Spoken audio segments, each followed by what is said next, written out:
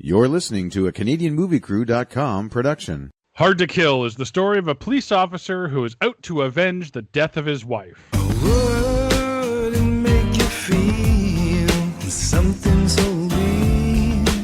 Like you could speak your own mind and whisper your wildest dreams. But girl, it's alright. Ladies and gentlemen, welcome back to the Or Is It Movie podcast, where we try to find the real story behind the story. I'm Derek McFarlane. I'm Mean Mark Nessa, and you can take that to the bank. And joining us, he brought us this movie. If you haven't told, it's Hard to Kill, starring Steven Seagal, brought to us by Scott White. That's right, Mark. I'm going to take you to the bank. the blood bank. Actual dialogue from this movie, from Steven Seagal to himself, might I add. Yes. Which there is a lot more of in this movie than I remembered. I gotta say, right off the top, I fucking hate Steven Seagal. Steven Seagal sucks so much, and he thinks he's so good. He's like the Donald Trump of actors. Yeah. And if you didn't notice, that was him singing our opening song. That's, I think, "Girl Gonna Be All Right" or something. I didn't know that. I didn't know he had an album or recorded any type of. Yeah, it's music brutal. That's just another in the list of celebrities gone musician. And I've listened to his discography, his one like tracks or sounds from the Crystal Cave or whatever it was called. Oh, good Lord. And much like his acting career, he lets a lot of other people do the heavy work. So I've got a question. Scott? Yes. Why this movie? When I grew up, I'm older than you guys, and early Steven Seagal, I liked early Steven Seagal. I liked Above the Law, his Under Siege. I liked this one. I liked Marked for Death. And I was in a video store. I was in a used video store, and I found this DVD for 55 cents. Not a DVD, a VHS. And I have a VHS player. So I picked it up, and I watched it on VHS, which is how you need to watch Steven Seagal. How long ago was that? Did you get the VHS? Last week. Lines up to about the time he said, "Hey, you want to do Hard to Kill?" Yes. That does make sense. Absolutely. And I was wondering, I didn't know. I thought this might be a little too mainstream. I know our Or Is It's can be a little. We've done Doll Man and Hercules and Velocipaster. So Yes. Oh no, we love dipping in the mainstream. You know, like Cool as Ice, and Well, we've done Speed. we did Speed. Oh, okay, yeah. Not the drug, the movie. Yeah. Oh yeah, we have no problem Speed picking 2? on. Not yet. Not yet. Do you want to get in on that one? Maybe. I'll pass on Speed 2. Well, you don't want to do like some Willem Dafoe? Well, we kind of did Speed 2. We called it The Net. So. Oh yes, I remember that. Yeah. It was basically the same, realistically speaking. Bunch of Sandy Bullock heads over here. Yeah. So. I we gotta should say, say, Scott. Oh, sorry. Go ahead. Just going to welcome to the show Kelly LeBrock. Yes. You might know from Weird Science, the movie. Hey, she's one of ours, eh? What? No, she was half French Canadian. On her dad's side.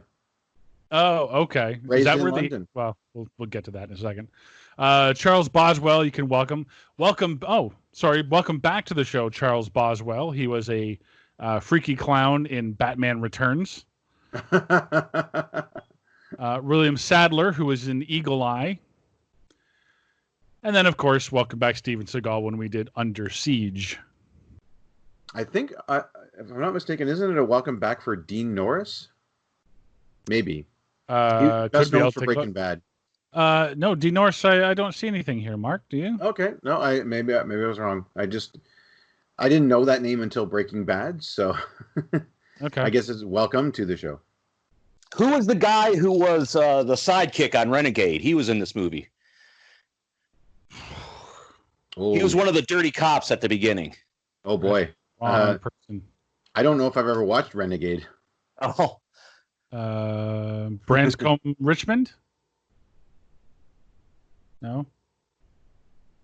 Zachary Rosencrantz? No, that's Sunny Storm. Never mind. That name sounds familiar.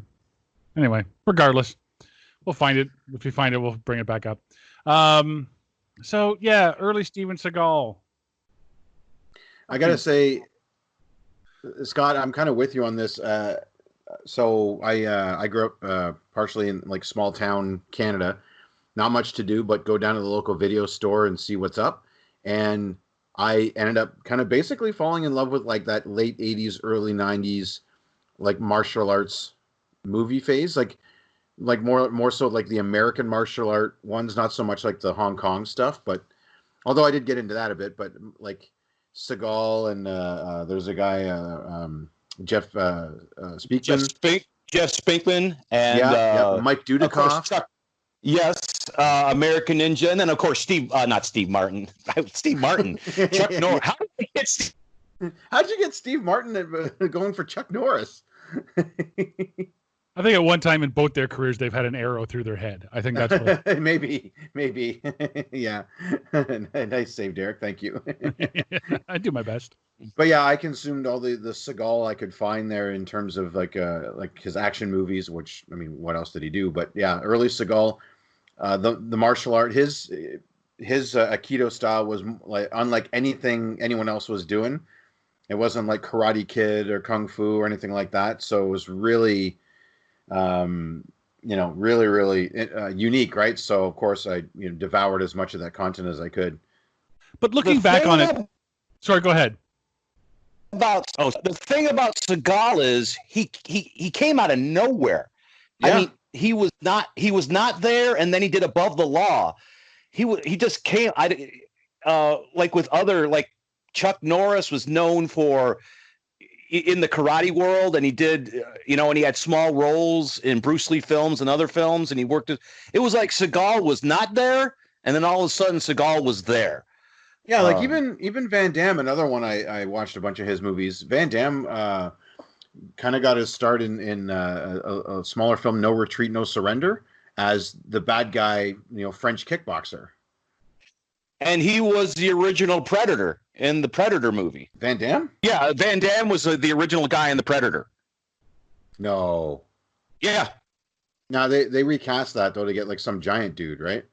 They recast it because Van Damme left because he wasn't going to be seen. But they actually chose him? They chose him first. Yeah, go to insane. YouTube. There's pictures of him in the Predator.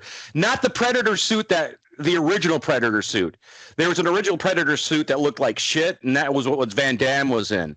And then they recast it. They got the 7-foot guy. And then they redid into what the classic Predator look now. Oh, definitely a good call, especially going up against Arnie, right? Like you can't have your Predator shorter than Arnie and then be a menace. Right. Wow. Okay. I'm learning all kinds of stuff. Seagal can sing, and Van Damme Predator, and quote unquote sing. Okay, Seagal did sing. He did sing. There you go. He did sing. We know now he did. Sorry, I'm just looking at Jean-Claude Van Damme's IMDb page, and the third one, his third ever role in 1984, was a movie called Missing in Action. Fourth one, Monaco Forever, and he plays gay karate man. So, no name. Anyway. Just... let's get on with this one. All right, so. It's like we're avoiding. Well, I enjoyed it. I'm just going to say I enjoy this movie for what it is. This is one of my favorite Seagal movies. Oh man, Seagal and his old man foo. Yeah. Well, that's the thing. He doesn't age. Like even though he sits out the 7 years of the movie, he doesn't age. Like others age around him. But he looks the exact same. I think he looks even better coming out of the coma than he did going in. Yeah. Yeah. So okay. So we start off. He's videotaping on a VHS recorder. That's a VHS recorder, folks. Oh yeah. Well, the year is 1983 when we start our movie. And apparently it's Oscar night. What? Because why does it have to be on Oscar night other than the bad jokes? Yes, it's everybody makes a big deal about this being Oscar night. No, only Seagal's making a big deal of this. Well, yeah, you're right. But like that would tie in that would tie in later. It would like he'd make a connection, but it never does. It's just Yeah, like where's Chekhov's Oscar night? Where, you know, if you mention Oscar night in the first act, it's got to be Oscar night in the third. I guess. I don't know. No. Well, that was like shouldn't like you would think though with the number of times they mentioned the Oscar night in the first act, you would think that the final showdown, like William Sadler would be at the Oscars and then Seagal would come and beat him up in front of a bunch of celebrities or something. Like, or he was having an Oscar party or something. Something like that. Yeah. or something related to the Oscars, but no, it's just so he can say lines like, so he can ask the store clerk after he runs away from the I should say he's recording a clandestine meeting. Yeah, a hit. These guys are asking a future senator, or the senator's asking the guys to kill somebody, and he's recording them.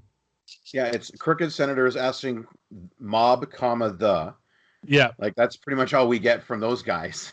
Yeah. And then so he gets away and he stops in at a store corner store to buy champagne and a stuffed bunny, because apparently he's Nicolas Cage from Con Air. So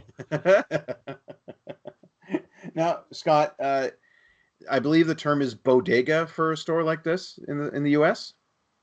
No, we do not use the term bodega. Oh, I've heard the term bodega just bandied about. I think that's only in certain communities, Mark. I think that's like Spanish Harlem. Yeah, this would just be a regular convenience store. Okay. So we're talking more clerks than this would be like a 7-Eleven. 7-Eleven. Yeah. With champagne. With champagne.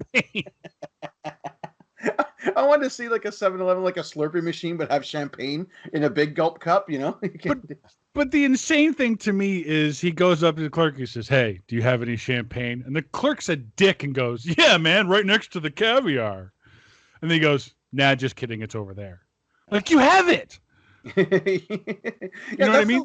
That's the joke you say if you don't have it. Yeah, exactly. Yes. And all you have is like malt liquor or something, and then you're like, "Oh, the champagne's right next to the caviar." But instead he's got a big, what do they call them? Big thunder bottles there, whatever it's called. Or 40 ounces. Yeah. Yeah. Oh, what are they called? Magnum? Magnums, thank you. Like he picks up a little tiny one. Oh, I thought it was like a big one. Oh no, it's like a glass and a half. Oh, okay. Yeah, and a stuffed bunny. Like it's the bunny's holding the bottle, which is But then he turns to the thing. He says, he turns to the clerk, says, "Why aren't you watching the Oscars?" Like everyone has to watch the Oscars in 1983. Yeah. And then the clerk says, "Well, I got everything I need here. I got all kinds of security cameras. I've got violence. I've got romance. I've got porno." And he says, "And I don't have to pay $4. And I'm like, why would you need to pay $4 to watch the Oscars? What happened in 93 where you had to pay to watch the Oscars, and why would you ever do that? This is 83. That's what I'm saying. 83, yeah. $4 might have been the cable bill in 83. Oh, maybe. I think he might have been. I think he might have been referring to like actually going to the movies. Oh yeah. That would cost about $4.83. But okay, yeah, it makes sense, but they don't explain. Yeah, it's not clear. Well, and not for nothing, but this clerk's never seen Return of the Jedi. Then screw him. You know what I like? Sorry, just to rewind, just for a moment. First of all, the 80s tech, bigger is better, right? Bigger camera, bigger picture. But I love that he's got a video recording and then he's got a supplementary audio recording as well. Yeah. Like he's got to get the sound on a parabolic mic on a cassette tape because the microphone on the VHS camera just won't do. And then he's going to later on do what Derek does with the show and link and cut and edit and link up audio together, to sync with it, like or like you're putting a riff tracks together with a movie, you know. And then, but on this admissible evidence, like this is going to be used in the court of law. You'll be able to hear Seagal saying, "Oh, come on, guys, I'm missing Oscar night." Like, Your Honor, People's Exhibit A will be forever entombed. We'll know exactly what day this happened. So then, just for no reason, this gang comes in and robs the place. Just basically gives Seagal a chance not to save the man's life. Nope. Because the guy behind the guy, and I love the exchange too. He comes out, he hands the clerk hands the guy the money, and then he brings out a bat and says, "I've got half a mind," and then the guy shoots him in the chest. Yep. And he says, "Now you only got half a mind," and I'm like, "Nope, that's not how that works at all." And here's the deal: Steven Seagal sees this guy get blown away. Mm-hmm. Does not phase him at all. Doesn't even move. Does not even move. Not like, no! It doesn't phase him that an innocent person has just been blown away in front of his eyes. I don't think that he couldn't care less, but it was just, he had no emotional reaction. Even as a seasoned cop, an innocent person gets blown away, you're going to react to that. But that's the important thing to say here. He's a cop. Yes. Yeah. And he does nothing to stop this crime. No. He's more interested in the punishment than the prevention. And the clerk even says, "Where's a cop when you need one?" Yeah. And it's like... right there. He was right there. And he doesn't identify himself. No. Like, that should have been the first thing. It's like, stop in the name of the law. You know? Yeah. Nope. I'm gonna let this guy kill you because I hated UHF. Wait, that guy was in UHF? Yeah, he was the uncle. Oh yeah, he was the uncle in UHF. Oh, that poor guy.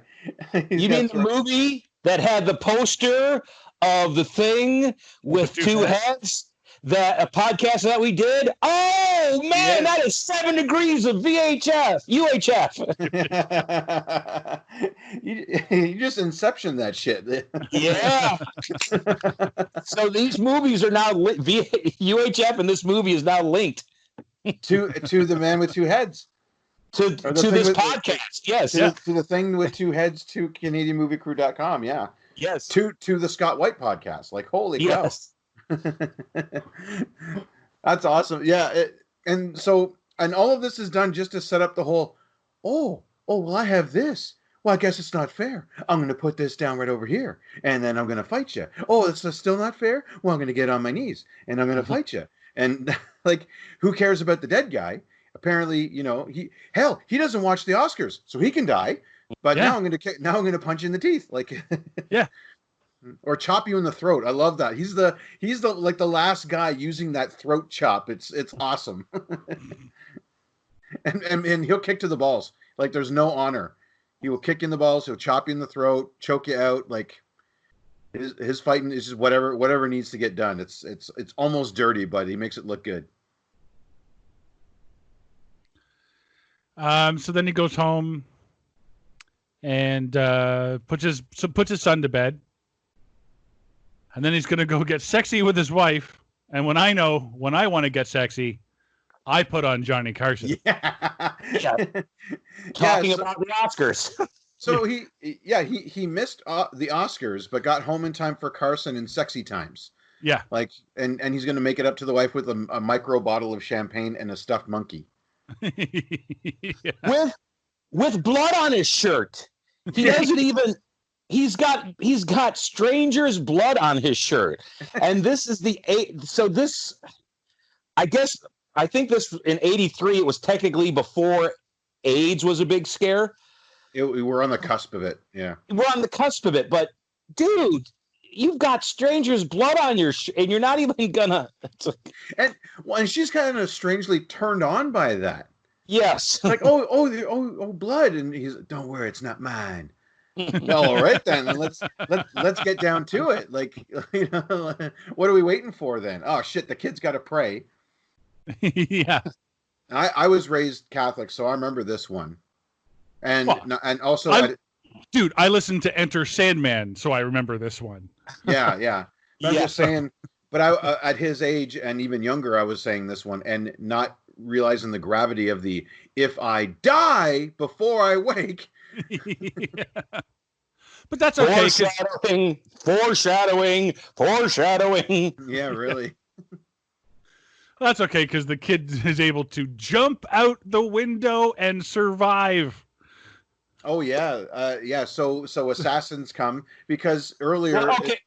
I'm sorry. Go ahead. I was gonna say earlier. I like the part where Seagal, while he's on his secret ninja, can't have a partner, so I'm talking to myself surveillance mission. Yeah. And he kind of does that weird boob, almost like a comedy fuck up, where he's standing first of all on the wrong side of the corner. He's like banging his equipment, trying to make it work. It's like, oh shit, it's not. I can't hear him.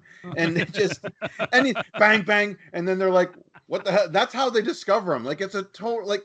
This is not the cool-headed guy from the convenience store. Shouldn't be like standing out in the open, banging on his equipment, making a bunch of noise in a secret surveillance mission. You know what I mean? Like it's weird. That should be like his comedy sidekick that gets him caught. Yeah, or found out. You know what I mean? Who kicks over a can or knocks something, and Seagal gives him this look like, oh shit. But he's made to look like, which is odd because, as you mentioned, Seagal in real life has a giant ego. Yeah. Yeah. And the fact that he sort of looked incompetent in that shot. He does. Which I find that hard to believe that it made it in because he has such, the fact that he gets, well, we'll get to it when we get to it, but in all Steven Seagal movies, he takes zero to very little damage, and he's not like Indiana Jones or Bruce Willis in Die Hard, where they get the shit knocked out of them and they just keep coming back. Oh yeah, he's almost invincible, and he always knows what to do in every situation, and it's just a matter of how he's going to get out of it, not if he's going to get out of it. Like you said, Indiana Jones, great example, because he'll fall ass backwards into a solution and just kind of, he'll trip and fall and hit the secret doorway or whatever and get out of stuff. Where Seagal, he'll already know the secret doorway's there for no reason. He'll just know. And I've grown up learning that it's called showing your ass. It's like, as a hero, you're willing to show that you can make a mistake. Yeah. Like you can make the wrong decision. And Seagal in his movies, he's not willing to show his ass at all. No, he's not. Well, and that's why, like I said, you're right, Scott. It's weird that this made it in because we find out that really the only reason why they know who it is that was spying on him was the dirty cop intercepts the call. So why did they need the bumbling, my equipment doesn't work? Were they not in the same room as the chief when they got the call? No, the call came into them. They gave it to the chief, and then they went out and listened on an extension. Oh, okay. Yeah. The dirty cop there with the big hair picks up line 3 as well. Why would you not just call the person directly? It was like, hey, so and so. I get it was the chief or Seagal's partner. It was a cop that Seagal trusted. Yeah. And he's calling him and telling him about the bust. Just call him personally. Yeah. The more people that have to intercept this call, the more things can go wrong. The more links in the chain, the more chance you're going to have a weak link. Oh yeah. If there's only one cop you trust in the precinct, you call that guy at home. Yeah. Exactly. Yeah, Steven Seagal. His personal landline. I'm Steven Seagal. I got so much martial artist knowledge in my head. I only know one phone number. Well, that is true. He's not the guy to whip out a Rolodex. Yeah. Go dated reference. Yeah, the little black book. Yeah, the little black book. And I was a what was it? 83. So I would have been Movie came out in February of '83. I would have been 14 or Not just 15 years. I would have just turned 14 or 15. Anyway, I do not remember the ponytail being a fashion hairdo in the early 80s. No, it wasn't, and that it retroactively he's oddly forward dating himself because he has the ponytail in what is supposed to be 83, but it really doesn't come into fashion till later, and he keeps it in 1990, right? Which is the ponytail. The late 80s and early 90s. That's when a man wearing a ponytail came into fashion. It wasn't too much. It wasn't really that was the mullet. Like in he should have had 80s. a mullet. That would have been awesome. Well, you see, Seagal has fake hair. Oh yeah. If you see his first movie, it's like he's got thinning hair, and then all of a sudden he's got this wicked hairline so he has fake hair in the front at least. Not anymore. I've seen him in person actually at like recently last year. I was at a comic convention in Montreal, and he was a guest there. So he had his autograph table. He's pretty tall, actually. Like he's about 6'5". Yeah, he's a tall guy. Yeah, he's a tall guy. Yeah, he stood up, and I was like, Jesus, like the only one that was taller than him, Lou Ferrigno, who was also there. Like, but yeah, that he's now got the 5 head though. Seagal. Mark's just taking this opportunity in the podcast to drop that name, that name. Oh yeah. Oh, I saw him. We breathe the same air. Do you want to bend over and pick those up there, Mark? That's sorry. Lou Ferrigno. Wasn't he Hercules? Yes. Yes, he was. Another tie into this podcast. See, now it's relevant. Thank you, Scott. Okay, now it's relevant. Okay. Yeah. So, but we're talking about everything but this movie. Well, my question though, for the room here, what happened at the Oscars? Who won? When are they going to get to the fireworks factory? There was a scene where they go, and the winner is Ben Kingsley for Gandhi, and this cop is like, yeah. This guy was a huge Ben Kingsley Gandhi fan because they announced it. He said, yeah. He's so happy about it. It's like he had a bookie and he was actually betting, like he won $50 on Ben Kingsley, you know.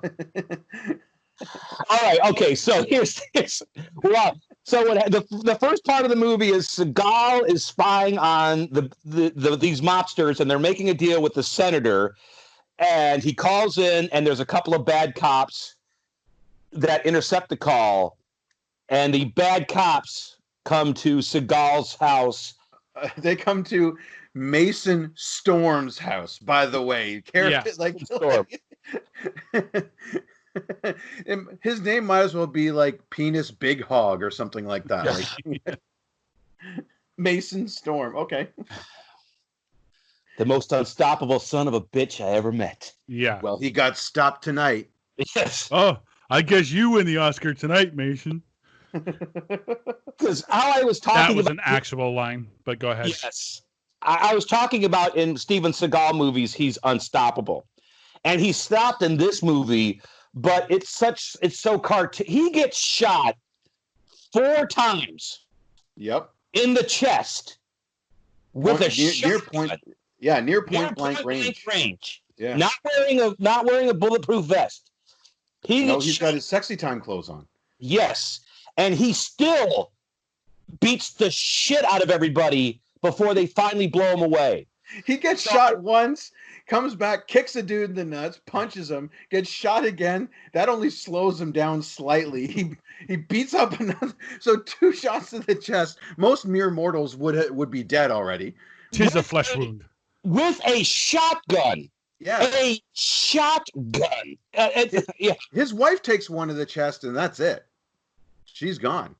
Yeah. So we had to agree is like, okay, I'll get shot, but you have to shoot me like 12 times, and I get to kick the shit out of everybody before I die.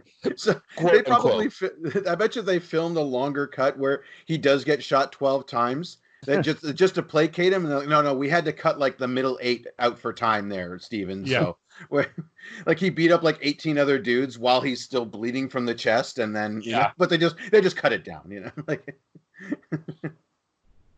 That's my guess. But then his little action hero son. Yeah. Go ahead, Derek. Well, you already said it. He's like walking down there. He's white, and I love too. The bad guys turn. They see the kid, and they're like, "The kid, kill him!" I'm like, "Well, that's a fucking '90s movie right there." Yeah.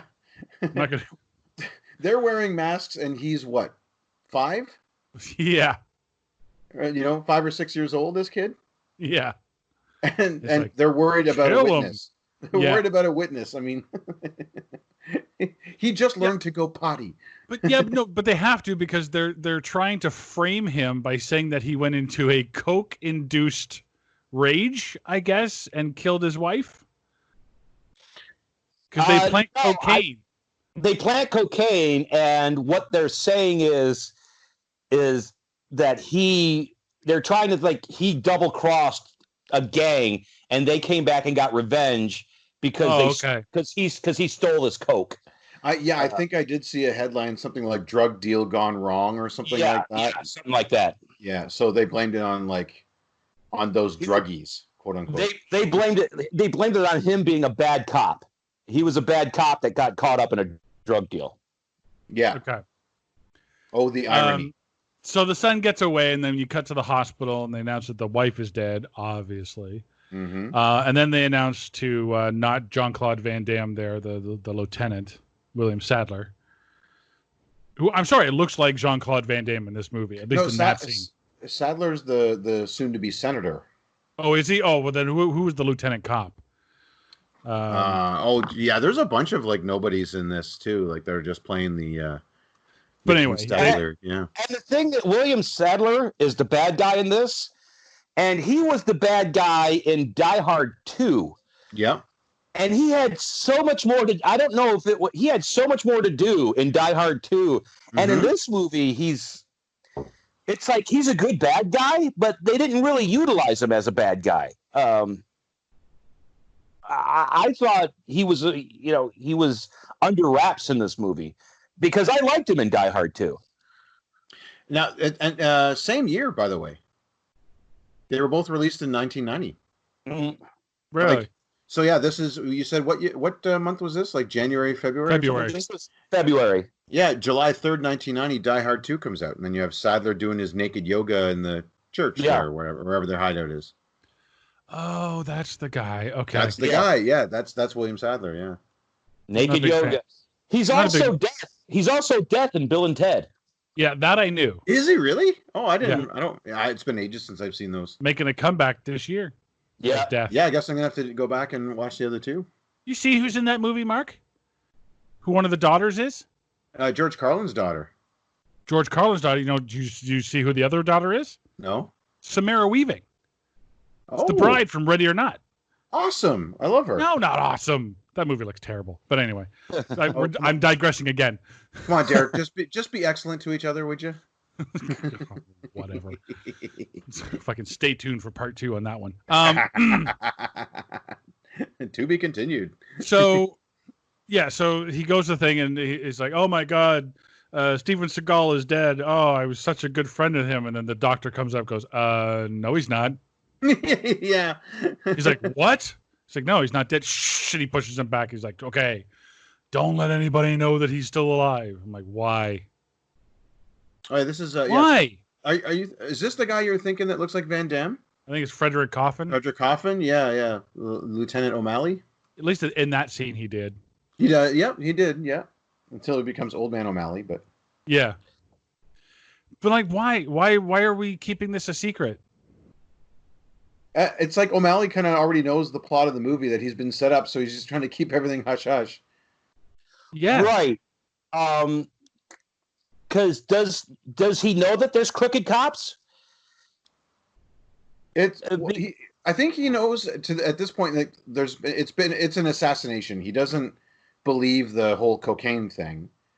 So Right, he yeah, I knows, know he doesn't believe I that. guess he knows that somebody is killed his wife. He doesn't know about the son yet because he hasn't been home. So his wife, I guess, takes in the boy when we're at the hospital, and so all he knows is that the wife's dead, and whoever did this will probably come back for Mason if they know he's alive, right? I think that's all he knows at this point. So announce that he's alive and get him when he comes back. Yeah, really. Yeah. Don't leave the hospital. It's like, oh man, well, I gotta go. I gotta catch the Oscars on the reboot. Here's what I'm going to say about that. Whenever there's somebody in a coma in a hospital and they're police guard, it always gets fucked up because it's true on that. The police guards are always drawn away for some reason. For some reason, when you're in a hospital, somebody cannot guard a hospital room without it screwing up. That's true. It's the most guarded, least safe place you can be. Yeah. Yes. It's like hiding your money in a bank vault in the movie. Someone's getting in there. It doesn't matter, like somehow. So they don't let anybody know he's listed as John Doe. And 7 years later, apparently he only grows facial hair around his mouth. At that point, it isn't until later we find out that Kelly LeBrock shaved him every day to give him that thing, but he just wakes up until she didn't, and then all of a sudden he just wakes up. He like 7 years later, and he's got like a goatee, and I'm like, what? Did he just only grow the goatee? Yeah. And then we find out later that she shaved him, but I'm like, all right. And she's in love with him. It's not a good look, by the way. I don't know why she gets so surprised. Oh wow, you clean up real nice. It's like that was one of your jobs. That's the weird thing, yeah, because he shaves later on, and she's like, "Oh wow, you look so good," and I'm like, "You shaved him that way." Yeah, you thought the other way was better somehow. And you had 7 years. You could have like let it all grow in, shave it down, shave it off again. Okay, that looks better. Let it grow all back in, grow a thing. You could have had him so many different ways. Like literally your personal Cabbage Patch doll. Yeah. If I can use another 80s reference there. Yeah, and that, like Mr. Potato Head. Mr. Potato Head. Well, Google that, kids. Now she hasn't been there the whole 7 years though, because she says, well, your file dates back 7 years, so she's new-ish, but long enough that she's been able to play around with his facial hair. So I don't know. And look at his dick. Yes, several times. Wait, what? Did she say that she did? No, she says, I hope you wake up soon, then lifts the sheet, looks down and goes, real soon. And then drops. Fuck, that's right. This is after, and I can't I think I was making a note here, so. She fucking brings in a kitten just to make a little pussy joke. Yeah. To herself. Why? What? Are you practicing for a stand-up career? What the hell's wrong with you? I know it's the early '90s. Everything flies back then, but she moonlights as a prop comic. And Steven Seagal's her prop. Yeah, you do like a puppet show. Yeah. Well, that line. It was like, Steven's getting pissed. Let's write a line about him having a big dick. All right, we'll put it in the script. Wait. I just want to see this night call back where she's got him propped up and is just pulling on. Maybe that's why she shaved the goatee so she can how are you doing today? I'm doing fine, thank you very much. And he just pulls on the goatee to make him talk. And oh, I think Scott's right. They're filming the scene where they got the little kitten and she puts the kitten next to his head. Maybe he's like allergic to cats or something. Oh. And he just sort of wakes up and goes, "Hey, wait a minute. Can we cut?" Yeah. So if I'm going to let myself have a little cat next to my head, I want everyone to know that I've got a gigantic member. So can we put something in there to make it a joke or something? If she can talk about a little pussy, you got to talk about my big dick.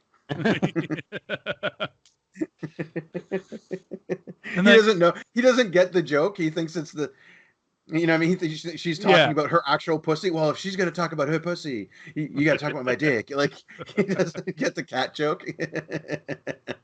So, and then, okay, so then he wakes up and she goes over. Well, first he rips off like his heart monitor or something. And so she goes over, checks on him, and then he wakes up. And then when the coma patient wakes up in the coma recovery room of the hospital where she works, she panics and runs out of the room screaming. I'm sorry. Are you not trained for this? There's got to be a handbook kicking around at least. There's got to be a procedure for if the coma patient when the coma patient wakes up. Do you think the training was just like how to cut their patient, how to cut their hair, how to like basically maintain? Excuse me, what happens if they wake up? Oh no, that never happens. Don't worry about it. Yeah. Okay. And I'm going to say Steven Seagal's coma acting is hit or miss in the fact that he's been in the coma for 7 years, which means his muscles have atrophied. Yeah. And in some scenes he's acting like he can't move, and then in other scenes he's just acting regular, like his limbs are moving. Yeah. So he never really got he got the coma acting down where it was tough for him to do anything. He sort of went in and out of that. Yeah, you're right. Yeah, in some scenes he's rowing that bed like a canoe. Yeah. Yeah. So of course the bad guy shows up because she makes the call and says, "Well, I was told to call. I was told to call." I'm sorry. Here's what I don't understand. So nobody is supposed to know that he died, right? But when she calls the cops, it seems like everybody knows what she's calling about. She calls the guy, his best friend, who's no longer with the precinct. She calls O'Malley. O'Malley's gone. She talks to. So did O'Malley leave this information with another cop? I don't know how the other cops knew that this was Mason Storm. When she called and just said the John Doe woke up. Well, they immediately know it's Mason Storm, and they immediately know where to find him. I thought that was all put under wraps, so this wouldn't happen. You're right. That is a weird kind of hole. It's either that or for some reason. Now this is Dean Norris, right? The guy who takes the call. That's who I've been talking about, Dean Norris. But anyway, it's either what you said, like there's been instructions. Well, if someone calls for John Doe, don't worry. It's actually Mason Storm, which would be stupid. Or Dean Norris says to the other guy, well, you better get your doctor disguise and go down there and check it out. Yeah, I can't see why. Yeah, you're right. That just doesn't make sense to me at all. No, you're right. I guess that the cops, they knew, but they didn't think, well, if he doesn't come out of his coma. But why take chances? If a guy's in a coma, shoot him. That's bad. Yeah, go. Just put a pillow over his face. Yeah. Oh, I'm his brother. I want to see my brother. Or put on your doctor disguise. Ask the nurses to leave and shoot him. Yeah. Yeah. That's so weird. Like, how did they know that this John Doe was, M Storm? Like, it's, like, wow, that's a good question. Yeah. Wow, this movie just got worse. So, so the bad guys go to the hospital. Meanwhile, Steven Seagal, who just woke up out of a coma, is getting a massage. Sure, I guess. Forget physio. Let's go straight to massage therapy. Why? A doctor doesn't. Does a doctor even look at him? No. I don't think so. Wouldn't that be the first thing you do? You get this guy in a room and you get his vitals. Get his vitals and X-rays or whatever. I don't. Oh no, they do. They do. They wheel him out of where he was lying, and there is a doctor. Oh, we need an X-ray. We need a CAT scan. And, and all this stuff. But they don't show any of that happening. He goes straight to massage therapy. Yeah. Oh, after talking, one of my favorites is she when he first wakes up, she's finally comes to her senses. I guess this is happening now. Someone finally woke up, and she's talking. Don't try not to talk. Try not to talk. She says, "What's the last thing you remember?" Okay. So do I not talk or do I answer your question? Now I've got to ask that question before I answer your question or not answer it because I'm not supposed to talk. Well, I was a cop, but I followed as a cop for a whole year. And nobody noticed. Yeah. Oh, man. I would love if he had like a whole new different voice coming out of this. Oh, my God. That'd be great. If he did, hey, guys, we got to go. I remember my wife and my kid was being murdered. Oh my God! There was a case where this woman went in to get her wisdom teeth pulled, and after she had her wisdom teeth pulled, she was from America. She spoke with an English accent. What? Yeah. So something like that has happened in real. Y'all gonna wake me up when it's over, right? I mean, hello, how are you? How did it go? Yes. Uh-huh. That sounds fishy to me, but that sounds a little weird. Oh, by the way, I love Fake Doctor when he comes in. He comes in, he's talking to the receptionist, and she's, of course, open book because, well, he's wearing a lab coat, so he's got to be a doctor. Oh, yeah, he's got to be even though we've never seen him here. So let me give you the entire list of all of our patients and where they're located and everything. And then he plucks a flower from the flower pot that's sitting right in front of her and hands it to her. Like he went to the store and bought them himself. And I'm like, and she's all weak in the knees. You know what I mean? Yeah. Like she's got the vapors all of a sudden. And I'm like, should I be doing this? I can save a lot of money, right? Like I can just go pick up the flower that's right in front of her that she already has. And just I've hand seen it to this her in like movies. it's my own. I've seen this in movies too, where the guy will go pick a girl up from the front door, and then just like pick a flower from her garden in the front yard. Yeah. And I'm like, well, genius, but it works every single time. Yeah, they start swooning. I think it's one of those things like the key, putting the keys in the visor of a truck. Yeah. You know what I mean? It just happens in movies, and that's the only thing that happens in. I guess. Oh my God. So they play some sort of elevator tag. Seagal in his bed with a broom hitting the numbers of the floors, right? And this inept cop doctor who's already murdered two other people two innocent people. Yeah, he kills a doctor, and then he calls the.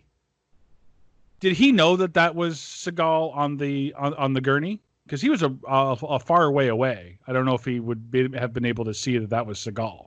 I don't know, actually. What's your read on it, Scott? I don't. I think he saw that guy come in, and he's like, I better take care of him. But he didn't see them. The orderly didn't see the dead body until he called him over. Right. But the cop knew that the orderly was coming that way. So I guess he was just trying to catch him off. If the guy got any closer, he might see that he's shot. But if it's like, hey, get over here, excitement and all that, he runs over there. I don't know. I mean, it was done. The reason it was done for the movie is to keep Seagal next to the elevator so he can just push himself in. That's why it was done. Yeah. To have that scene. Yeah. But yeah, I think the cop was trying to just, instead of firing across the room, he can just play doctor and say, orderly, come here and help me. And then when he's at point blank range, he won't miss. Yeah.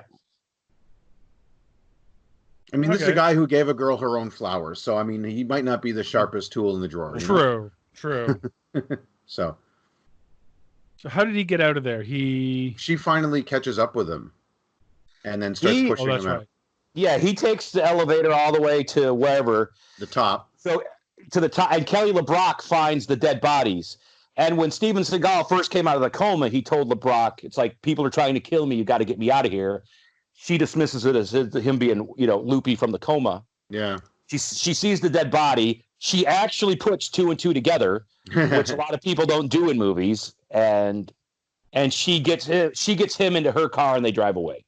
So that's how he gets away. I got to say, LeBrock's character is kind of funny to me because like you're right. Doing her job, she gets freaked out when someone comes out of a coma. But yet, the two dead bodies, she only mildly is like, "Oh dear," you know.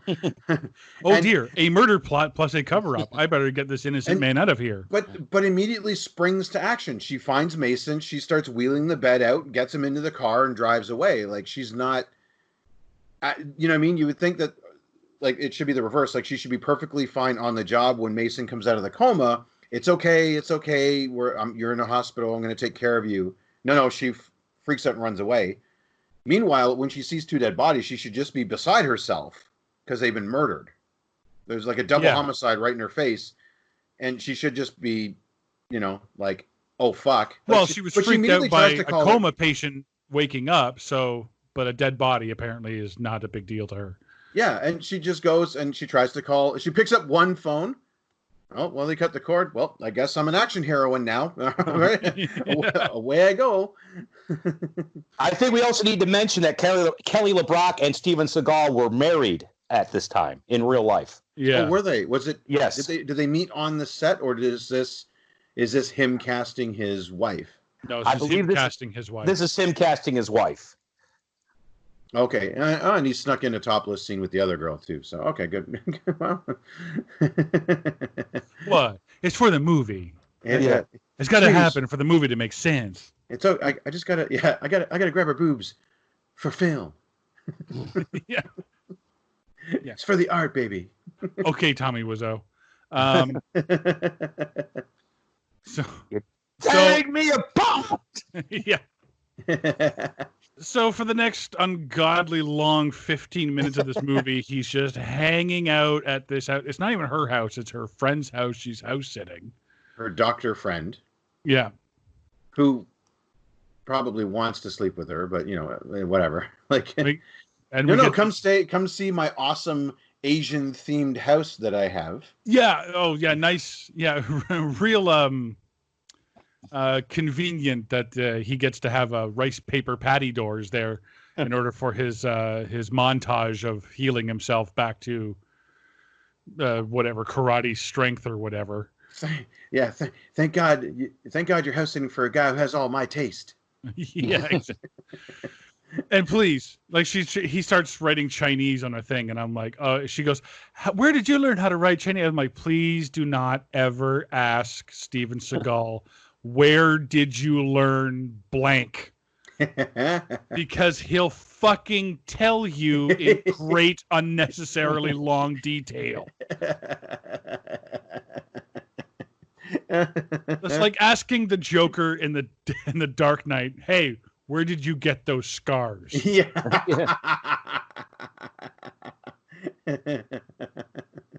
Well, here's the one thing that I noticed is.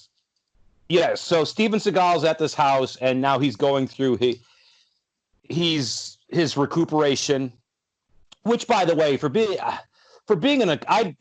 not really told how long he's there, but 7 years. Yeah, he's up on his feet and moving pretty damn quick. Yeah, he's got a cane, like right at the beginning. Because I only kind of look at the beginning of it for that, right? Just because, he's. I mean, he friggin' did the kayak bed thing, and but then now he's just walking around with a cane, kind of, and then, but next thing we know, he's like jogging up the hill, which is not easy. Like hill training's tough. Yeah. And then he starts like slowly punching the thing. I do like the progression of he's lifting just the weight bar. Mm-hmm. Like that's usually about 15 pounds, I think, for those barbells. And so he's just starting with that. And he's like, "Oh, I'm barely benching this. I'm acting." But then, and then all of a sudden, next thing we know, he's like 800 pounds. He's just fucking like one arm, But the thing I noticed is there's a couple of scenes without his shirt on. He is not ripped. He is not cut. He's actually kind of doughy. He's skinny and doughy. Well, maybe not doughy isn't the word, but he has no definition. His upper body had absolutely no definition. He doesn't have a gut, but he doesn't have a gut. He's actually skinny in this movie. Yeah, and you can tell he has pecs, but not man boobs. But it's not like it's not like The Rock or no. yeah, he's not. So I thought, well, I guess that's kind of refreshing. We have an action hero that doesn't look like a chiseled statue with his shirt off. Yeah, so 1990, we're looking at what, like The Ultimate Warrior, for like chiseled guys. 1990, yeah. Hogan even was chiseled back then. Yeah. There you go. Yeah, I'm sorry. Yeah, just provoking some Rick wrestling Rude. here. Rick, Yeah, Ravishing Rick Rude. Ravishing Rick Rude with his Mr. body. Perfect. Yep. Yeah. Well, like Arnold was even ripped back then. Arnold Schwarzenegger. Arnold was professionally ripped. So Yeah. yeah. That's how he got his job, was being professionally ripped. But you see, I kind of disagree because I have a note here because he was punching the board with the ropes on it. Yeah. Which, okay. Don't know what that means. I'm like, oh, he punches like a tool. Because he looks like Rock'em Sock'em Robots punching this thing. Like he really does. He looks like, you remember those hand puppets that you would pull the trigger and then they one by one they would bring their things out. Yeah. Oh, remember those? Like the punching nun. Yeah, the punching nun. That's what he looked like, but like worse. And then he's running up the hill, and he looks like Hulk Hogan from Suburban Commando prancing through town. I'm like, oh, he even runs like a tool. Like, what the fuck? You've got to look at John Leguizamo. He was in Executive Decision with Steven Seagal. Everybody makes fun of the way Steven Seagal runs. There are all these celebrities. If you go to YouTube and just look up Steven Seagal running, it's all these people making fun of him, how he runs. He has, when you're going up the hill, you do get tinier steps, but this is tiny steps. This is like he's not using his full potential there. No. yeah, it's funny, but I mean, hey, it's okay. I've seen Rocky. I know what I'm doing. Like, yeah. That's what he thinks. That's what he thinks he's doing, because he gets up to the top of the mountain and then he just kind of stoically sits and poses. Yeah, like, bring on the bad guys. Okay, I've retrained my body now. I'm an ultimate weapon. And thank God this guy whose house we're borrowing is the exact same size as me. Yeah. Yeah. And he has a karate gi and a kimono, and like he's got all the fixins for everything Seagal needs. Yeah, he sends her out, and he says, "Oh, I need some something and some needles for my retraining." And I'm like, needles? Yeah, he does acupuncture. Yeah, but then he does acupuncture. I'm like, oh, right. Yeah, it's a bunch of herbs and more stuff. Bullshit science. Okay. You know what? I'm kind of surprised at this doctor friend. I'm kind of fascinated by the doctor friend now because of the layout of it. I'm surprised he just didn't have that stuff like in a drawer or a cupboard, because he's got like Asian themed vases behind glass and like you said, the rice paper doors. Like, this guy is committed to the Asian culture. I'm surprised he just didn't have like an acupuncture drawer with all different sizes of needles or whatever. Yeah. By the way, that leads us to our sponsor for today. If acupuncture isn't the way to go for you, you can visit Houston, Texas, and see Massage Parlor Road. Yeah. Oh, yes. Yes. There are four massage parlors within 10 feet of each other, and a dry cleaner right in the middle of all of them. Oh, that dry cleaner does big business. Yeah. And you don't want to know why. Probably washing the sheets after every Exactly. after every massage, quote unquote. Yes. Wow. So there's like a massage therapy turf war in your neighborhood, eh? Is that like? Yeah. Where all the parking is in the back, so your car's not out front. There's a private entry. That's awesome. That's awesome. Parking in the rear. Oh, okay. Yeah. Okay. That's too much. So whereabouts is that exactly? Yeah. You can't get there yet, Mark. I'm asking for a friend. Anyway, Scott will be in your area, by the way. Just if you want to hang out. Yes. I got some appointments. Oh man, so I love how Seagal in this movie is slowly destroying this man's house. this doctor friend. Like it starts first, like he's borrowing all of his stuff. He's using his wood and rope, and then smashing it, and using his weight room and stuff like that. But then it comes to the spear in the tree. Spearing his tree, so he's beating up the yard now, and then eventually we get to the bad guys knowing now that it's Mason. They are staking out apparently friends and friends of friends and the two women who work there. Well, Mason Storm sends out Kelly LeBrock. Steven Skull sends out to find what is it? O'Brien? What's the O'Malley. His friend? O'Malley, and so they follow her. So Kelly LeBrock finds O'Malley's mother in a rest home. Yeah. And on the way back to the house, the bad guys have followed her. So yes, they were following. Well, no, sorry. She finds the mom. Yes. She comes back to the house. He's training. Right. He's training. She walks in wearing her sexy dress, heels, her hair is all poofed out because it's 1990. And basically it's like she says, "I thought you might want a flower," which translates to, "I know you're training to avenge your wife and son, but I've got to get me some of that." Yes. And so that was odd to me. Yeah.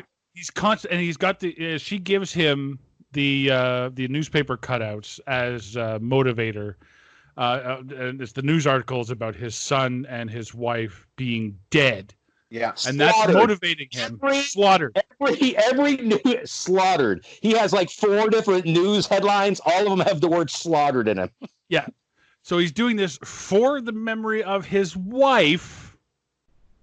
Bang, Kelly LeBrock. This is an action movie trope that bugs the hell out of me, and we may talk about it in a future podcast.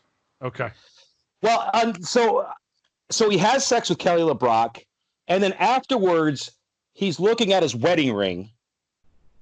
How did he have his wedding ring? They obviously didn't keep it on his hand for 7 years. They did? Yeah, I kind of I looked for it because I saw at one point he has. Well, they do some shots of his hand because he's got that heart monitor on one of his fingers. It's on his left hand, so they show the heart monitor and he has. Why would you keep that on his hand for 7 years? I don't know. Shouldn't that be put away in a little envelope like with his like his possessions that he gets back when he wakes up? Yeah. Right. Yeah, there literally should have been a scene of her handing him that ring. By the way, I grabbed this for you, and that would have been a more impactful, emotional scene. Here are I managed to get these out of the hospital before, or I went back. When you came in, you were still wearing this, and I kept it for you. Mm-hmm. Something like that. Yeah. Something like that. But you're not going to leave a coma. You're not going to. It's like leaving my watch on for 7 years. Yeah, exactly. yeah, really. Oh, what was that dirty T-shirt he came in? I'll leave it. That's fine. It's fine. It's not his blood. Don't worry about it. Oh no, wait, it is. It is. That's okay. Just leave it. That's fine. Yeah, he's not going to care. He's in a coma. We haven't changed his underwear in 7 years. It's probably fine to walk out on its own. It's okay. They never wake up. Don't worry about it. Right? Yeah. We have no protocol for that, so obviously they never wake up. So don't worry about it. But yeah, I think I know where you're going with this. So he has sex with Kelly LeBrock, and I kind of like this.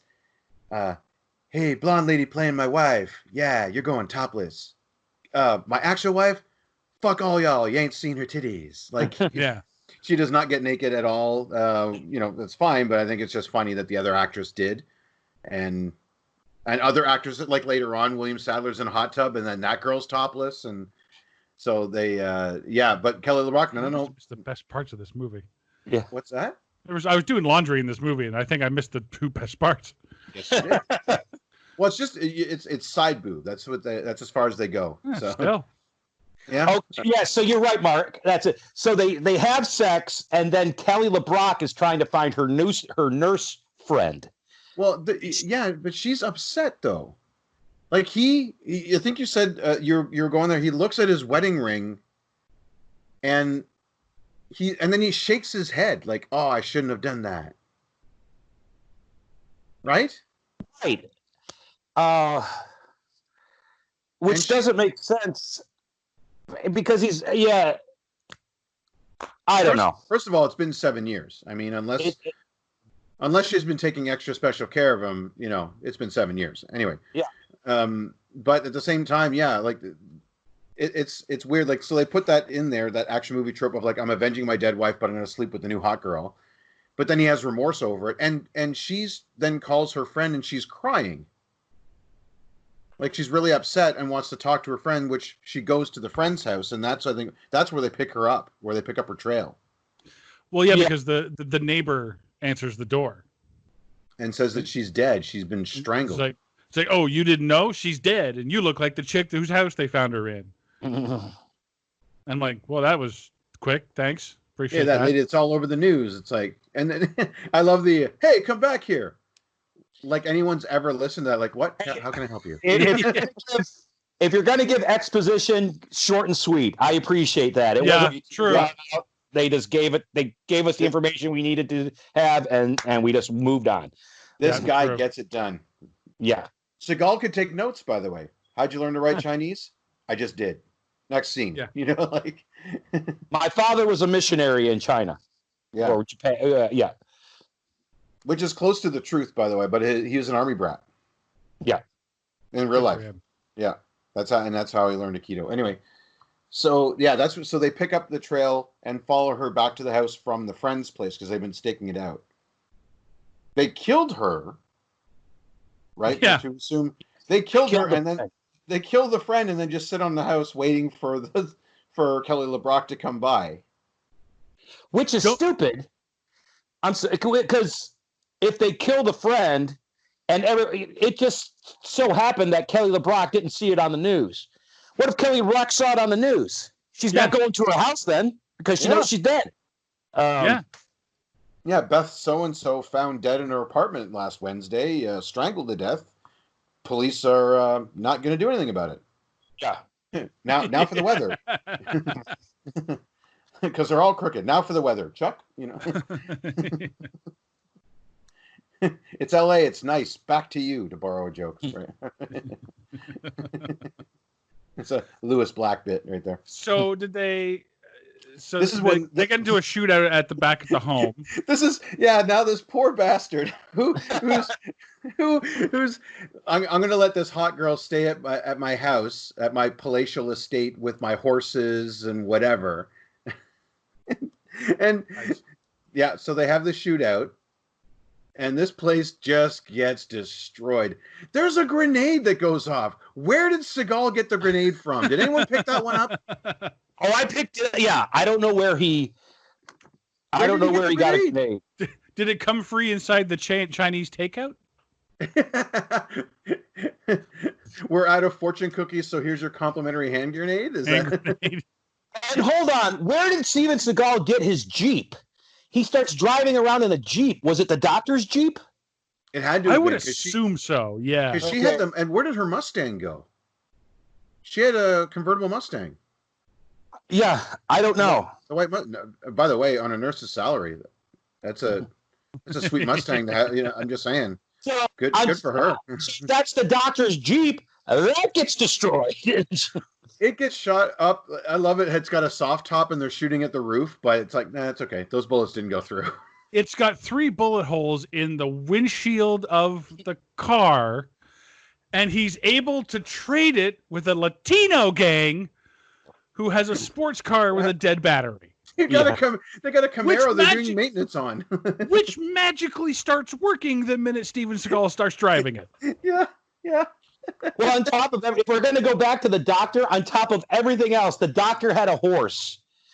And yes, the fence got broken down, so his horse runs away. So we lost everything. We also missed the scene, by the way. O'Malley finds... So she found O'Malley's mom, leaves the number for the doctor's house. So O'Malley traces the number to get the address of the doctor's house and finds Seagal. Mm-hmm. And they have a talk. He gives him a gun and some ammo. And while they're out just having a nice little stroll, Seagal pulls the gun out and starts shooting up this guy's pottery, and that's in this front yard. He just he's like further destroying this man's property and wasting bullets and wasting his ammo. Just, I mean, I guess maybe he needed a little target practice to see if he's still, he's still got it, right? Because he was doing everything else.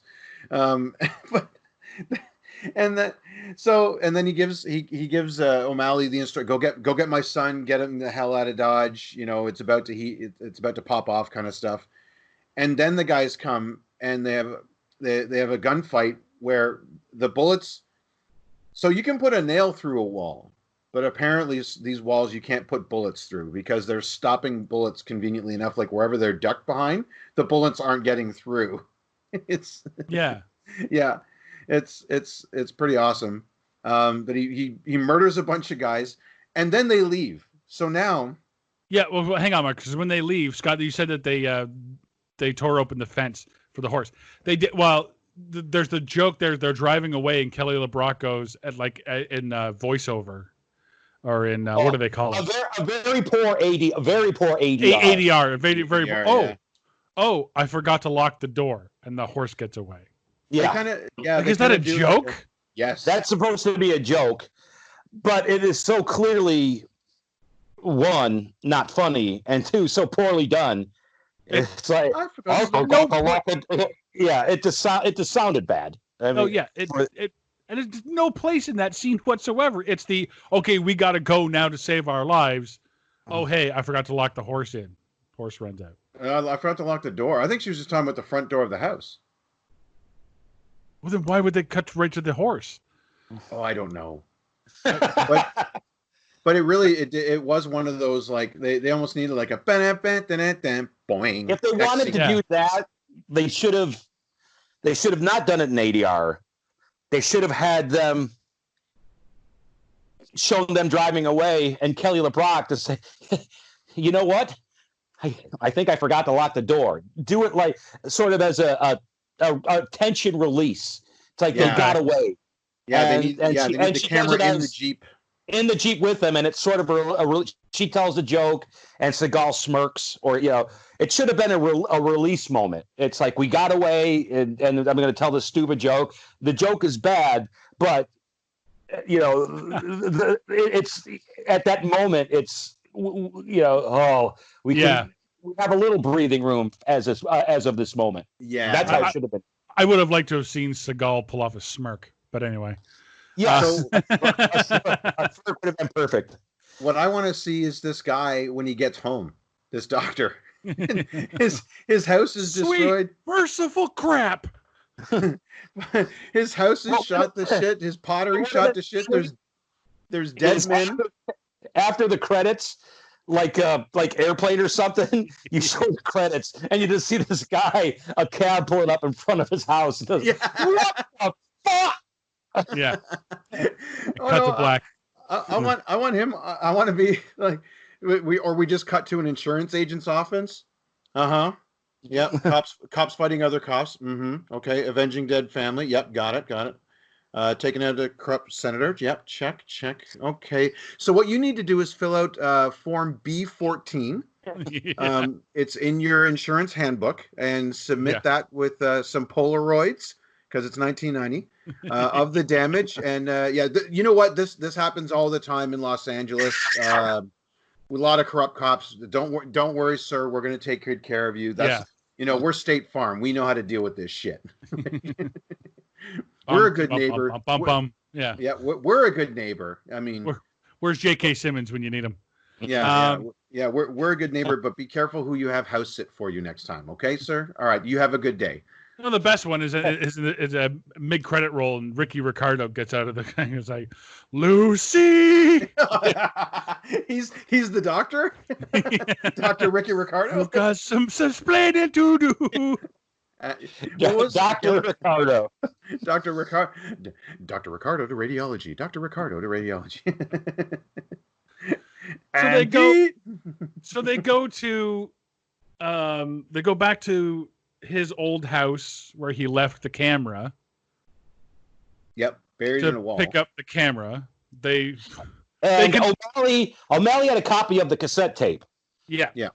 So he gave the cassette tape. No, kept this. He didn't give it to him. He still has it. He has a copy of the cassette tape, and He then turned in Seagal one for goes- evidence. Yes, but he made a dupe. Yeah, a dupe. That took me back. Yes. So they go into the house under the guise of, hey, we're thinking about, what do you want about selling your home? Oh, you're doing a nursery. Let me check out the nursery. And then he does what I would call destruction of personal property. Well, we've already established he doesn't give a shit about other people's stuff. No, obviously not. He basically, like, out of Temple of Doom, reaches into the wall and pulls out his camera. Kalima Shakti Day. I've got my camera back. Yeah. And then goes, oh, your contractor must have sucked his shit or whatever. So now he just got some dude fired. Yeah. Meanwhile, there's a pregnant woman with fucking china glass broken all over her floor. Yeah. Like, Well, if you go back, they went to the store and bought suits, Champagne?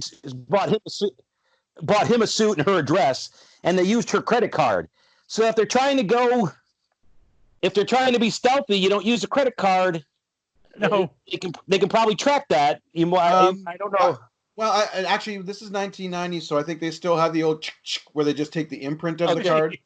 That is So- true. That is true. Yeah. Like if they do a Hard to Kill remake, which they should never do, today they'd instantly be flagged. But yeah, I think for 1990, it's like it's one of the last years you could get away with using your credit card. You got 7 to 10 days before the cops can trace it. So Yeah. Okay. All right. Yes, I stand corrected. And at this point, I wrote down, what fucking accent does Kelly LeBrock have? Because she keeps slipping into a French, into an English, and then back to American, And then there we go. English, and then French. I'm like, will you pick a fucking talking point, please? her bio reads she's half. No, French, I understand that, but what does she actually have? Raised in London. Okay, so she does have an English accent. Yeah. She's- Traditionally, I believe she's Yeah, She's she has trying one to suppress it. In Weird Science, she has that English accent. Okay. Right. Yeah. Wasn't she an it girl for like a hot second, eh? Like Weird Yeah, Science. she was. And then she married Seagal, so she did this, and that's about it. She actually sued him. We'll get to that, Mark. But go ahead. Okay, then if Oh, you okay. got that, then we'll get to that. We'll get to that in the notes. So they arranged for O'Malley to take the boy to put him on a train or a bus. To not Grand Central Station. That's New York. No, yeah, somewhere, right? Yeah, I don't- to the train station in L.A. Yeah. So Steven Seagal went to get the camera, and he has the camera, and him and Kelly LeBrock are supposed to meet O'Malley and his son at the train station. But they have this weird intermediary where he calls and leaves a message for Andy Smith or something like that, or Angela Smith at this hotel. Yeah, he leaves a message under the name of Angela Smith. Something like that. Yeah. And But then so so Kelly LeBrock goes in and says, "Do you have any messages for Angela Smith?" So it's supposed to be this covert way of getting a message that I've got your son, he's okay, and I'm getting him out of town. But the bad guys immediately pick up on it. Like it does nothing. It does no good whatsoever. I got nothing else till much later. Yeah. So go ahead. Well, then, so there's a car chase out of the hotel. They steal some, again, destruction of property, not an issue. They steal a guy's Corvette right from the valet at the hotel. Yeah. Because all the cops are there, and he takes one guy and he throws him through a bunch of shop windows. Yeah. He doesn't throw him through. He tackles him through the windows. Oh, He doesn't right. throw him through the windows. He tackles him. So he goes through the windows with him. And then he picks him up again and Aikidos him through another one. Like same guy. Yes. The other guys are like, they're just standing there like, get him. Like it's like a schoolyard fight all of a sudden. Yeah. And then they chase him out the door. And you know what? For once, though, I got to give these cops credit. They don't open fire in public. Your lesser villains will open fire in public. Yeah. Well, they are cops, so they have to put up this facade in front of other people. Yeah. I did like that detail, though, that they at least paid attention to that. And it wasn't just like, get him, blam, blam, blam, blam, and just start shooting up the place. So they steal the Corvette. They get into a car chase. They get away. And then what happens And after that? Oh. what happens after that is the bad guys have found O'Malley and his son and Steven Seagal's son at the train station. That's right. Yeah. Because O'Malley's telling him, it's like, your dad's alive. He loves you. I had to tell you that he was dead. And then the cops walk in and they start taunting O'Malley. And he hands the kid the tape. Yes, he slips the kid the tape. He's like, make sure your dad gets this. Google audio cassette, kids, and you'll see what we're talking about. Yeah. And then he shoves a bunch of luggage into the bad guys, and they take off, and then they get in a gunfight. And O'Malley, he kind of lives under this hard to kill moniker. He takes 2 to the chest and keeps on going.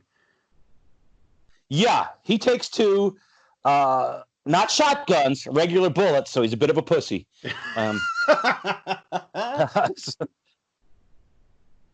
And he ends up getting killed while the son. And this is lazy.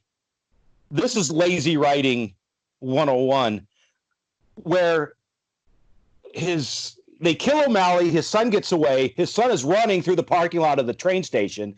Cops are following him. And just at that moment, Steven Seagal pulls up and sees this kid running from that's just. Do you know what the chances are of him pulling up the exact moment that his son is running right in front of him being chased? Oh, I know. But that's what happens. So Steven Seagal gets out of the car and starts chasing them who are chasing his son. Now it's a Benny Hill sketch. Yeah. They do get separated eventually, right? No. There's 2 guys chasing him. There's one guy that trips in the alley. He got shot in the hand by O'Malley, so he's complaining while he's running. He's like, "Oh, my hand hurts so much!" Like they do some ADR there, and this because you have the taller dude. Is it Branscombe Richmond? Yeah, plays Quintero, and then you have some tiny mouthy guy, and he's just like, "Oh, my hand hurts so much," and he falls in the puddle, and Seagal like just shoves him into a garbage dumpster.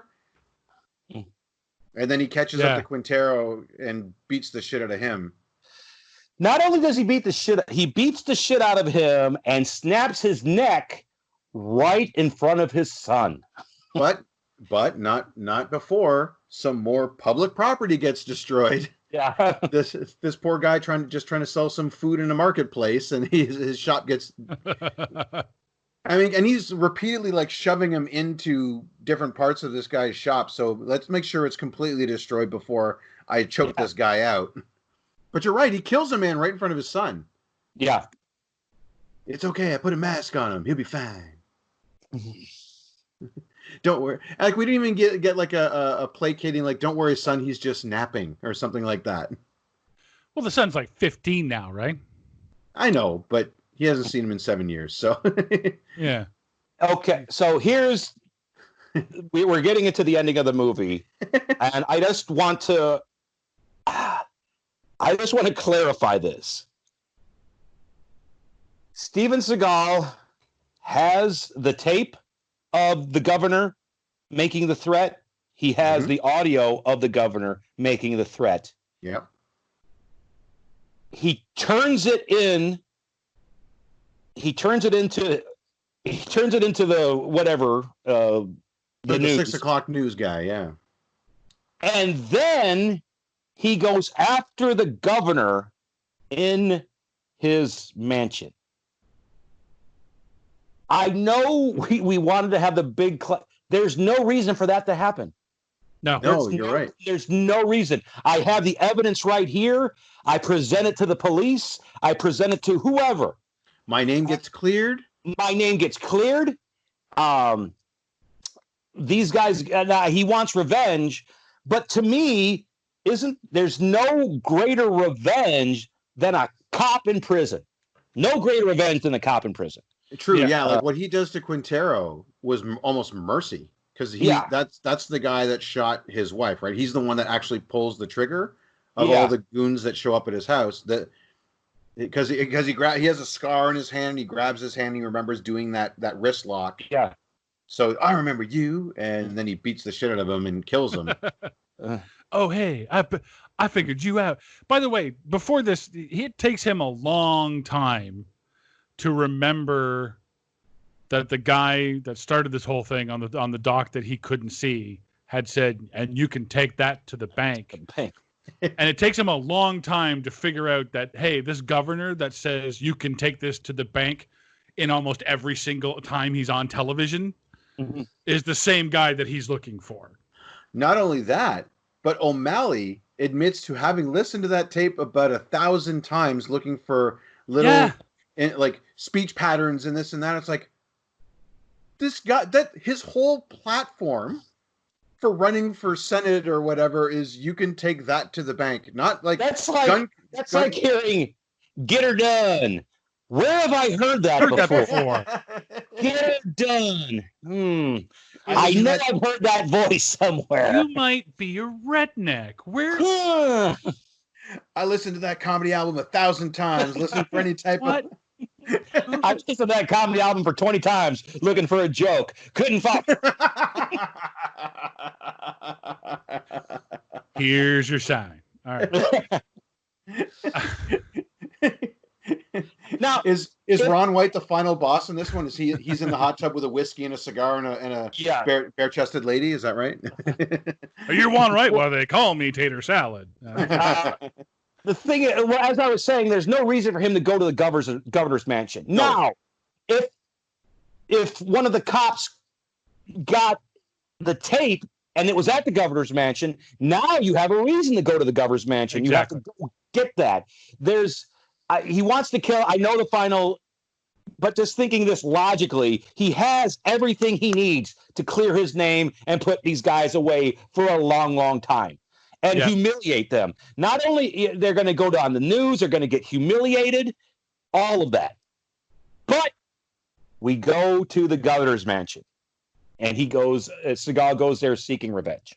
Yeah. Well, yeah, and in the end, he's about to kill the governor or whatever. And okay, before you get there, he's searching through the house, and he goes into the closet, and then the governor comes out with a gun and actually yells, "Die!" And I'm like, did he really just jump out of the closet yelling "die"? Well, let's just say he breaks into the governor's mansion and kills all the lackeys. Yeah. So the only person alive now is Seagal and the governor. So he breaks in, and all those guys are dead. I do like that. That's one of my favorite scenes, though, is because it calls back to the convenience store. He puts away his I can't play if I have my gun, and so he puts it away. And then when he beats up those, I remember like watching him being so impressed with Seagal and what he could do back in the day with this scene and how he beats the shit out of the guy, stabs him in the throat, stuff like that. Like, and I love the fact that the goons are supposed to be on high alert, but you know what? Even goons need downtime. Well, here's the deal: if you're on high, he breaks in. None of these goons who are cops have guns on them. No. None of them. None. Not a one. None. So he could have come in and just shot everybody, but he puts his gun down and has the fight. You're on high alert. Somebody's coming to kill your boss. You're a cop. You're telling me, you know what? Let's all take our guns off and put them on the other side of the room while we shoot pool. Well, the one guy with the bad hair, he's had a bad day. He's gotten punched and kicked around a bit, so he needs to just chill. Guys, listen, I know we've been on high alert, but we deserve a break, okay? I'm calling it. Half-hour pool game break. Huh? What do you say, fellas? Yeah. Snooker! Yeah. Oh, shit, he's here? Damn it. But anyway, he kills all the goons, and he finds the governor in the closet. And then he shoves a gun in his mouth. Yeah. That's a famous one, right? He basically kind of punches with using the double barrels to bust his teeth. I assume. And then he's got, and the one thing, he's got blood all around his mouth. And so I wrote down, "Do you want to know how I got these scars?" Yeah. Don't ask him. Don't ask him, but he'll tell you. And then he fakes shooting him in the balls. Oh God, yeah. And he's going to shoot him in the dick. And yeah, but he misses, and he says, "Oh, I guess they weren't as big as I thought they were." Yeah. It's Yours his comedy is line. huge, his is small. We get it. I missed. I never miss. I never miss. Yeah. And the Yeah, police and- come in and they do the whole freeze. You're under arrest. Not you, Seagal. We know you're innocent. No. What they do is, give me the gun, Seagal. You know, Seagal's got the governor. Give me the gun. Give me the gun. Give me the gun. Give me the gun. We saw the tape. We know you're innocent. Fucking lead with that. Yeah. Yeah. Maybe he'd be Lead more with inclined to that. give you the gun. Yeah. Yes. We saw the tape. We know you're innocent. That's what you lead with. You don't tell me to give him the gun 12 times and then say, "Oh, we saw the tape." Lead with that. You defuse. Yeah. Use that to diffuse the situation. Don't just like, we're still hunting for you. Give me the gun. We're still hunting for you. Give me the gun. Like, these guys are about to shoot you. Give me the gun. Like, don't make them think that. Like, that's just... Oh yeah, and this totally proves your point, because so had the SWAT team been the SWAT team would have shown up anyway, because they now know there's gangsters and cops involved. So they would have shown up at Sadler's place anyway to arrest him. Seagal didn't need to go up and bust up the place. They would have just arrested all the cops, put him in jail. Yeah. Because they know he's innocent. So there was no need for the final fight. Like, he doesn't get, like you said, that one piece of proof that would have shown the cops he's innocent. No, they already know. He could have just let the justice system do its thing. Yep. And here's the deal. Kelly LeBrock and his son just bust the worst cops in the world. Oh, God. Kelly LeBrock and his son just burst through and run down and hug him. It's like, these cops can't keep anybody out. Well, that's all they do. Stop. Don't move. Give me the gun. Well, they didn't do it. Well, what are we going to do? And here's another thing. You have to arrest Steven Seagal at that moment. You have to. Yes. They don't. You put him in cuffs, whatever. We've seen the tape, but whatever. Maybe not put him in cuffs, but you have to take him. I don't know if they take him in or not. They got to it get a looks statement. yeah, but the end scene is Seagal walking out arm in arm with Kelly LeBrock and his son. It's is he? Yeah, is he going? He says, "Do you want to go on? How about we go on a vacation?" Yeah. Well, he just murdered a bunch of dudes. Like even John McClane at the end of every Die Hard is in an ambulance and going off to the hospital where they're going to get his statement eventually. You know what I mean? Well, no, his day isn't done. Yeah.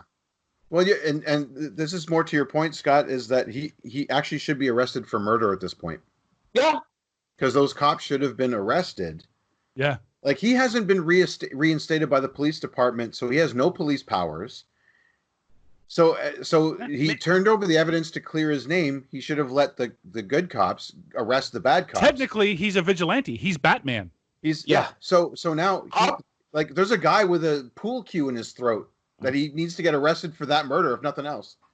Up until the governor's mansion, self-defense. These guys are trying to kill me. Kill my kid. They're trying to kill me. They're trying to kill my kid. Yeah. Self-defense. Afterwards, murder, as you said. Yeah. It's just straight up murder. Because quite frankly, that whole governor's mansion was under siege. Oh! But you know what? Steven Seagal thought he was above the law. Oh! So, and 3-word title, huh? How about that? Yeah. Yeah. Oh. He was out for justice. That's right. Oh! Because he was marked for death. Oh! Hey! Yeah, Under Siege 2. Oh. Under Siege 2. Oh, that's 3. That's 3. That's a 3-word title, right? Yeah. It's true. That's one of the oldest things I noticed. Of Out for Death, marked for justice, hard to kill, Under Siege 2. 3-word title. I just want him to make that movie 3-word title. That'll be his retirement. 3-word title. Yeah. Anything else on the movie? I know we've been giving this movie a hard time, but as a popcorn action movie, I enjoy it. It's one of my favorite Steven Seagal movies. And I know I've been giving this movie a hard time, but I really fucking hate Steven Seagal. So I'm going to come down the middle in that I enjoy the action scenes. I think they could have been filmed better. Or the camera does get a little too close to some of the moves, so you can't really, like, later movies. They actually pull the camera back so you can appreciate what Seagal's doing. And I mean that goes back to my whole hating shaky cam. And then yes, these giant, like, going back and watching it through the lens of Or Is It has really made me see this movie in a different light and be like, wow, I was dumb as a kid. Why didn't I figure this out back then? it's okay if you're a kid, but no, it took me like just 30 know what years. what it is. I think that's fine. It took me 30 years to figure this out, So just a few things on this movie. Steven Seagal's iconic ponytail, you made reference of it earlier, makes its first appearance in this movie. Okay. So this is the genesis of Le Ponytail.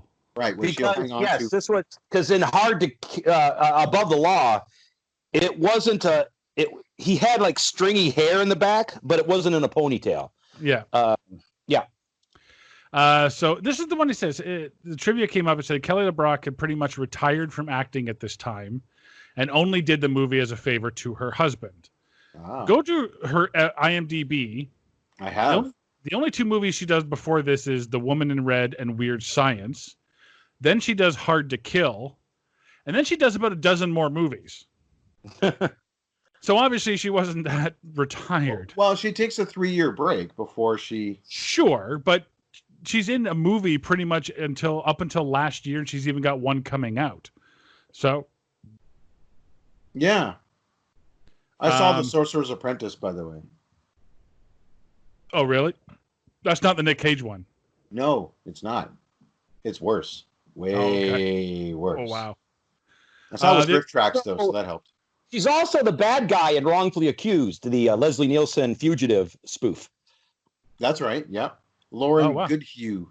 Yeah. Okay. Steven Seagal did not get along with the director, Buse Hellmuth, and considered him a very poor director. Chief among Seagal's complaints included dissatisfaction with filming the action scenes, like Mark said, and being excluded from the editing process. I should be in it more. Make my punches look better. Don't cut out those 8 kills in the middle at the beginning. Yeah, exactly. More gunshot wounds to my chest. Yeah. Makes me look like Superman.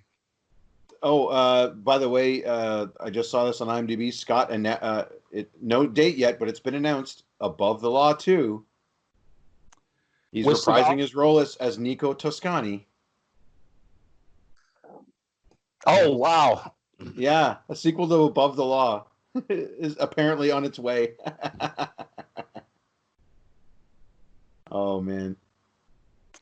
So, as always on this show, we try to find the real story behind the story. Mark? Hold on. I brought up that Steven Seagal, Kelly LeBrock was going to sue him. We were going to... Oh, that's what I mean. That's what I meant with she did more movies after this. Oh, no. She sued him for imprisonment. She said that Steven Seagal imprisoned her in their house. Whoa. Yeah. That came out in their divorce. Yeah, I believe it. Well, that's so I'm guessing that's where she was for the 3 years after her. I was going to make that joke, but I thought, that was good. Whoa. Yeah. She accused him, maybe not sued, but she accused him of imprisonment, where she was a prisoner in her own home, and he wouldn't let. Yeah. So doesn't he allegedly have one of those sex dungeons? Is this one of the guys? I know there's a couple of them. Steven Seagal is supposedly he has one of those or had one of those. Yeah, and didn't he keep her down there, kind of thing, for something like that? Yeah. Yeah. I thought I heard this. Yeah, I thought I heard this one way back. Yeah. Yeah. So now I hate him even more. Well, as always on the show, we try to find the real story behind the story. Mark? Or is it a story about a man who, avenges his wife's death by fucking another girl? Or is it a political strategy that almost worked if it weren't for one pesky cop who was hard to kill? Oh. Well, I got to say, this senator... once he's in office, he's actually doing some good. Like there's a whole rally that he's at where he's getting guns off the street. Like It's true. this, I mean, he got there through very shady means, and some guy had to die for him to get there. But once in office, he's not doing that bad. Like, you know what I mean? Like, we don't see him like, it's not like this, we're getting the guns off the street and I'm going to keep them for all my goons. As far as we know, they're destroying all these guns. So it's like, that would be a very fun movie where a guy gets into office under shady circumstances, but does a really good job. And it's like, we really don't want to kick him out because he's doing such a good job. yeah. He's just like, we don't like how he got there, but he's not doing so bad. Scott? Mine is Steven Seagal, the only man with a preceding hairline. If you look through his hairline starts at the top of his head in his first movies, and every movie after that, he just has a solid hairline. So Steven Seagal has a preceding hairline. Is he going to look like Cousin It in Above the Law too by now? It's just going to be. He's to blow dry his face in a couple of years. Yeah, because I tell you, he didn't look like that at Comic-Con. It is way back there. So now it is, yeah. He might have. I will bet if he does, because in Above the Law, his first movie, he's clearly balding, and I would be interested to see if he does Above the Law 2, how much more hair he has now than he did then. Yeah. He did one called Beyond the Law, where he plays a different guy, which I think is kind of funny. That's sort of a shoot off, or an offshoot, a shoot off. Well, he plays a different character. Yeah, which is kind of weird. I have it as, or is it the stolen script from the original Teenage Mutant Ninja Turtles, a live action movie? Think about it. Their hero's home is destroyed by the villain. Yeah. The hero can't go to the police because of who he is. Check. The hero spends an unnecessarily long portion of the movie at a secluded house of a female friend while recovering and retraining. Yes. Absolutely. And the hero returns, defeats the villain, and saves the day. Yeah. And except the turtles actually murder the bad guy. Well, allegedly, right? Yeah. They throw Shredder off a roof. Yeah, well, no, but he survives. He comes back in too. So he does. He's not really murdered. We need to go Seagull, go Seagull, go! Go Seagull, go Seagull, go! Go Seagull, go Seagull, go! Oh wait, no, sorry. Technically, a wannabe cop murders the bad guy. It's Casey Jones that pulls the lever on the dump truck. That's true. Yeah. That's true. So the turtles didn't do it. But you're right. Wow. No wonder I like this so much. I was like, shit, I'm just watching the turtles all over again. Oh, that's great. So that's going to about do it for, what is Hard this to one? Kill. Hard to Kill. Scott, thanks. That's going to about do it for a 3-word title. For 3-word title. Scott, thanks very much for coming out. Thanks for having me, guys. I appreciate it. I'm Derek. Oh, I mean Mark, sorry. There you go. Join us next time when we'll take a look at the story of Earth's mightiest warriors taking on another superhero team riding giant cat vehicles. Robert Downey Jr. leads the charge in Avengers: Age of Voltron.